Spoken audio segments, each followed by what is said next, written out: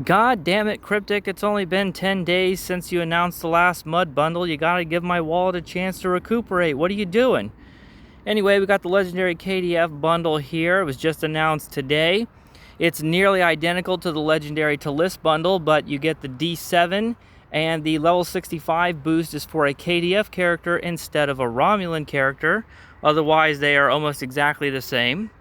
Right down to the skeezy and sometimes illegal marketing tactic of putting something out on the market at a discount. I don't know how it can possibly be on sale when it's brand new, but this 12,000 Zen bundle can be had for the actual price of 6,000 Zen starting on, when does that start on? I think it had the dates here. PC, April 1st.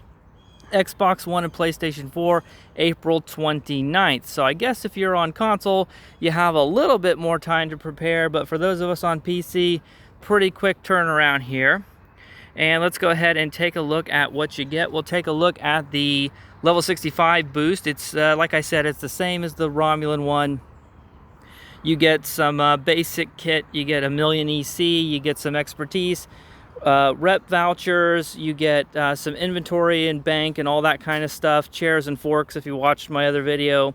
If you already have the lifetime, then that stuff's not worth much. You get some bridge officers and things like that. It's not bad if you don't have a lot going on. You know, you're going to want to replace all the purple gear they give you with rep items and fleet items and stuff like that, but just as a basic supply of stuff to get you going so you can create your character, get the boost, and then go out there right away and start doing patrols and TFOs and stuff. It's good enough for that. So you're going to want to replace it. It's not really something of value. It's just something to get you by.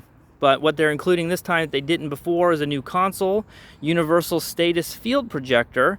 Never before released Universal Console offers the power to severely debilitate up to 3 nearby targets with the press of just one button. Order now and get a Ginsu knife. Originally developed by Klingons of the 23rd century, blah, blah, blah, blah, blah. Is it going to be any good? I have no idea. What do the passives look like? I have no idea. Is it going to be account reclaimable? I have no idea. So it's something new. It's a real question mark there. We're going to have to take a look at it when we can get our hands on it and actually see what the thing is like. But it is something new that they're throwing in here, a console of some kind. But let's get on to the main attraction and look at the ship itself. You can see the legendary D7 Intel Battle Cruiser, and I'll be the first to admit, I think it's ugly. I don't like the D7. I know that's controversial. I know a lot of people have been waiting for a legendary D7. A lot of people like the design. I'm not one of them, but the ship stats themselves, I wish that dog would be quiet, are pretty good. So let's get a look at the stats down here for the legendary Burrell Bird of Prey, because I think at this point they're doing it on purpose. I could be wrong, but I'm pretty sure they're leaving errors in the blog as a sort of meta game. They know we like to make fun of it, and they're just leaving these errors in there on purpose. That must be what's going on here.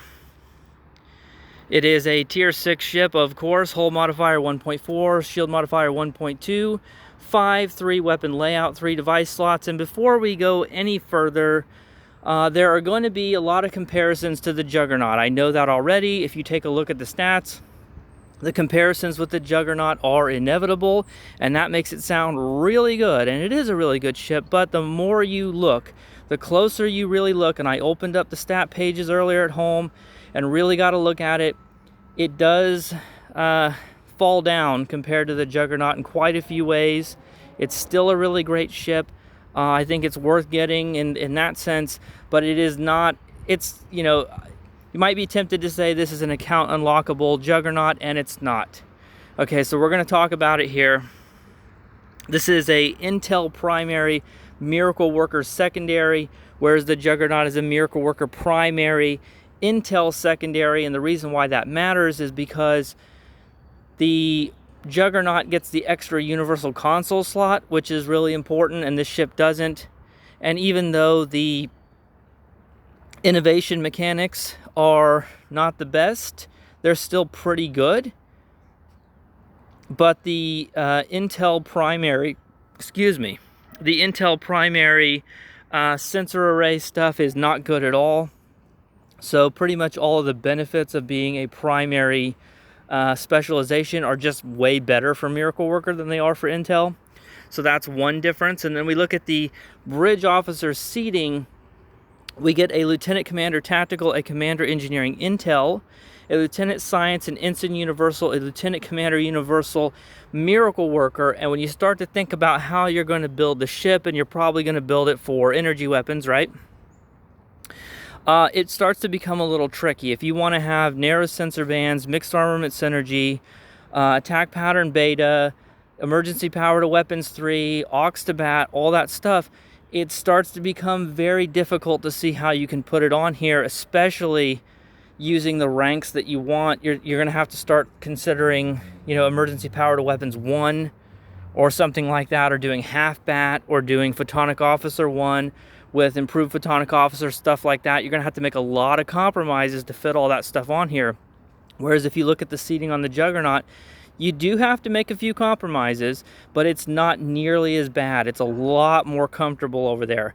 For one thing, you get a Commander Tactical on that ship, you know, and it's just, because with override subsystem safeties, which is what you want to run in the Intel seat, that's going to conflict with emergency power to weapons 3.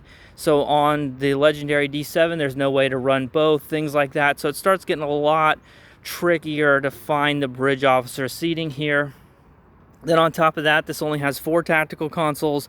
The Juggernaut has 5, plus that universal one, plus the tier 6 X gives you another one on top of that. So the Juggernaut can have 7 tactical consoles, whereas this one can only have 5.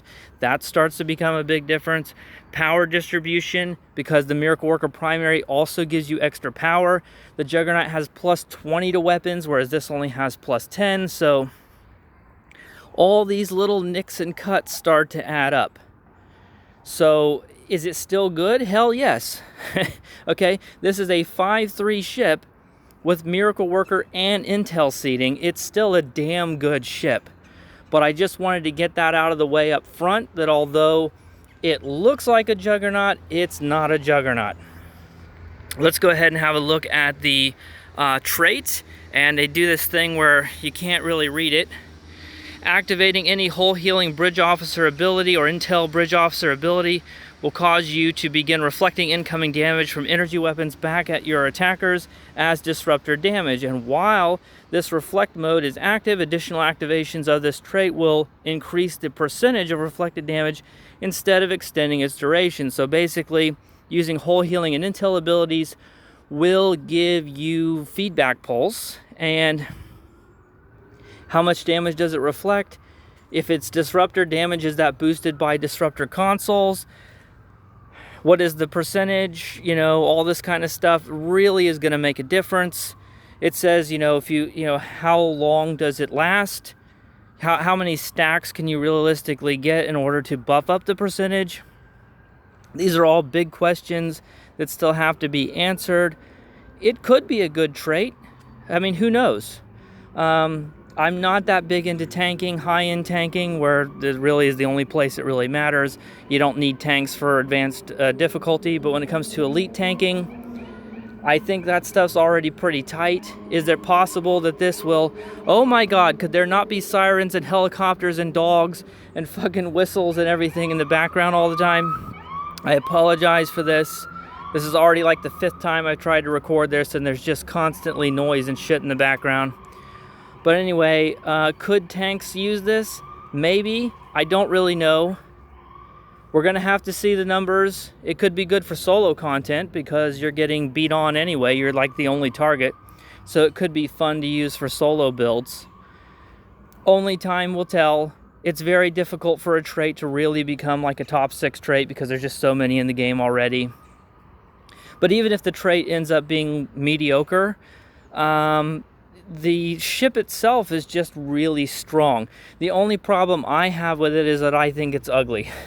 I think it's dog ugly, and I don't want to fly it. And so I'm probably going to get it. I have enough Zen in my account to pick it up. I'm sure your guys are going to want to see a review. But yeah, for me personally, it's a very strong ship.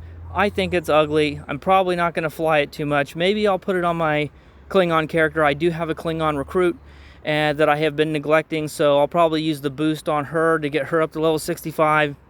And maybe I'll have her fly this ship and have some fun with it that way.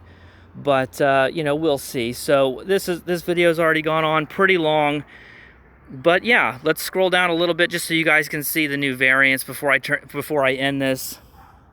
So this is the new one here, the Gorkon's Quonos. Stop doing the copy paste thing. 1, and there you go. And here's all the other ones. There's lots of variations already because this is a leveling ship. You know, there's lots of versions of it, so you can see all of these versions here. And as for the consoles and stuff that you unlock and the traits and everything, it should be like the same ones that the Legendary Connie had. And that's it. So thank you very much for watching. This one was really long. I apologize again for all the noise in the background. Take care, and I'll see you guys in the next one. Bye.